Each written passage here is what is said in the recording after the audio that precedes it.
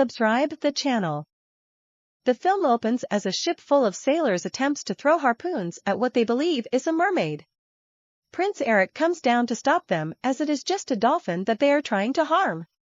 The sailors insist that mermaids and other sea creatures are dangerous. Eric's butler, Grimsby, looks over the boy on the request of his mother, Queen Selina, despite Eric's adventurous spirit. The sailors also end up knocking one of their telescopes overboard. Deep beneath the ocean is the kingdom of merpeople, ruled by King Triton. He gathers his daughters, Perla, Indira, Malik, Tamika, Karina, and Caspia, as they prepare for the coral moon. However, Triton's youngest daughter, Ariel, is missing. Triton sends his crab major-domo Sebastian out to find her. Ariel is with her best friend Flounder as she finds the sailor's telescope, which she keeps among her findings of the human world. The two swim down to a sunken ship and find a fork, but they are soon chased by a shark. Ariel gets the shark away from Flounder by tricking the shark into seeing her reflection in a mirror and then getting stuck in it, allowing Ariel and Flounder to escape. Ariel and Flounder are found by Scuttle, a diving bird that knows or pretends to know about the human world. She tells Ariel that her fork is a dingle hopper that is used to style hair. Sebastian arrives and lets Ariel know she missed the coral moon meeting, forcing her to swim back to her father. As they leave, two eels, Flotsam and Jetsam, spy on Ariel, sent by their master. Ursula the Sea Witch. She is Triton's sister who resents him for obtaining control of the ocean while she was left in a pit of squalor. She secretly hopes to use Ariel as a pawn in overthrowing her brother.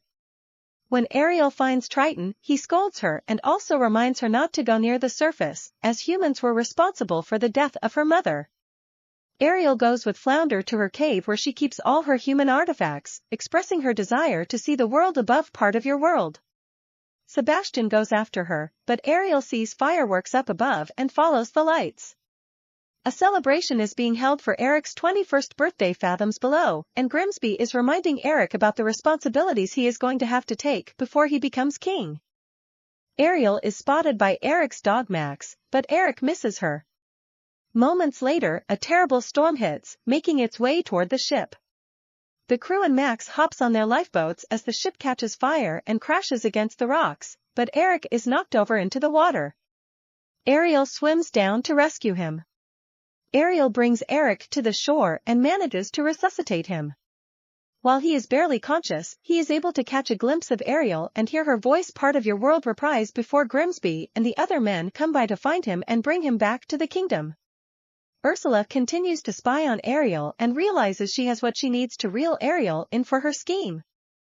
When Ariel returns underwater, Sebastian finds her and tries to convince her that life on the surface is overrated and everything is way better where they are under the sea. While Ariel does take a moment to enjoy the world she lives in, she returns to her cave where she stops to admire the statue of Eric that fell underwater, which she now keeps for herself. Upon Eric's return, he has his people attempt to locate the mysterious girl that rescued him. Selina thinks he is not well, but Eric insists that this girl has changed his life. He runs outside and hops on a boat as he attempts to find her himself wild uncharted waters. Ariel and her sisters clean up the ruins of the sunken ship that came on their turf.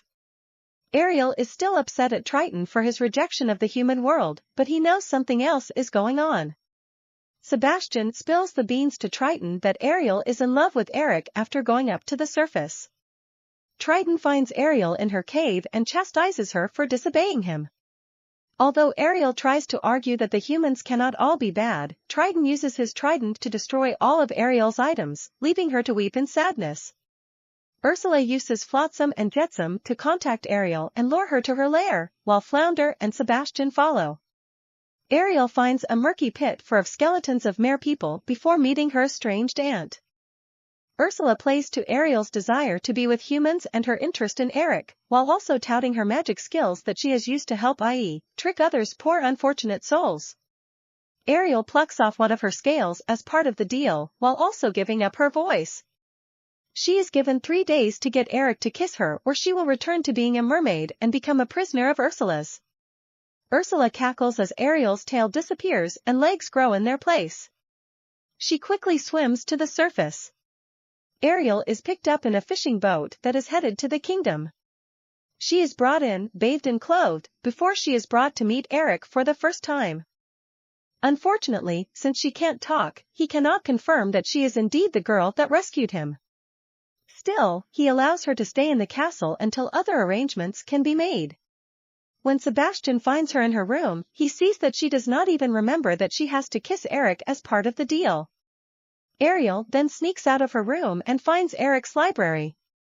He joins her and shows off the things he has found in his travels, as well as expressing his desire to see more of the world. The following day, Grimsby lets Eric sneak off into town with Ariel behind Selina's back. They spend the day on a horse-drawn carriage which almost runs people over before Eric brings Ariel to a market. Sebastian, Flounder, and Scuttle then work together to speed up the kissing process. So they have Scuttle steal Eric's hat to lure them onto a boat to ride over a lake. With help from other animal creatures, they attempt to set the mood, kiss the girl. Ariel also manages to give Eric her name through certain clues. Just as they are about to go in for the kiss, Flotsam and Jetsam turn their boat over. Ursula realizes Ariel came too close to succeeding, so she decides to take matters into her own tentacles and use one of her potions to disguise herself as a beautiful woman named Vanessa Jessica Alexander to hypnotize Eric by using Ariel's voice. Back in the underwater kingdom, Triton sends people to search for Ariel. He quickly realizes that his actions may have driven his daughter away from him, bringing him great remorse. Scuttle flies into the room the next morning to tell of some news she has heard the scuttlebutt about Eric getting ready to propose. When Ariel goes to find him, she sees him alongside Vanessa, which breaks her heart. She runs away, prompting her Flounder, Sebastian, and Scuttle to go find her. Scuttle hears Ariel's voice coming from Vanessa's room and sees Ursula's true reflection in the mirror. She flies off to warn Ariel and let her know what is going on. Flounder goes to tell Triton while the others go off to stop the engagement. Scuttle flies in to distract the guests at Eric's engagement party, and Max helps her attack Vanessa. Ariel comes in and takes the locket from her, breaking it and releasing her voice and finally allowing her to talk to Eric. Before they can kiss, the sun sets and Ariel becomes a mermaid again. Selina is disgusted, as she believes sea creatures are dangerous. Vanessa turns back into Ursula, and she grabs Ariel before jumping back into the ocean.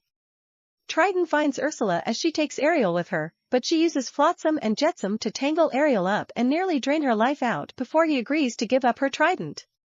Ursula has the eels drain Triton's life before she gains more power from the trident. Eric goes after Ariel and hits Ursula's arm with a harpoon. Flotsam and Jetsam try to wrangle him down underwater so Ursula can kill him, but Ariel causes Ursula to blast and vaporize the eels into bits.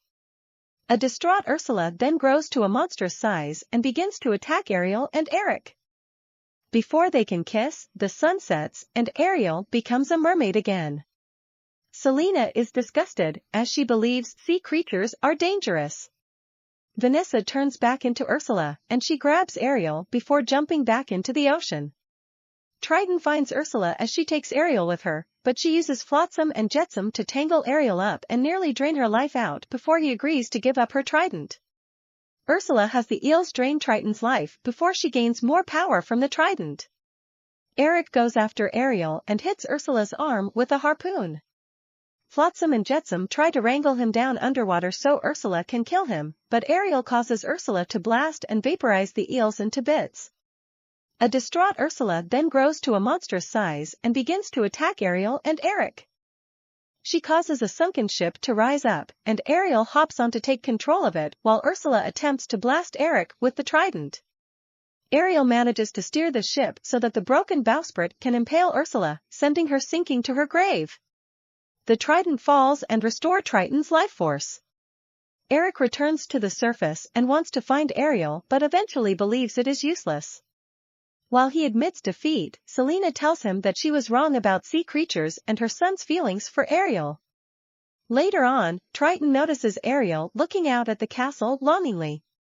He realizes what his daughter wants, even though it means he has to let her go. He uses his trident to give Ariel her legs back, and she returns to Eric, where they share their first kiss. Ariel and Eric are later married and prepare to sail off and see the world. They are met by Flounder, Sebastian, and Scuttle before Triton and Ariel's sisters, plus all the other merpeople arrive to bid them farewell and see them off alongside the humans, now joining their two worlds in harmony.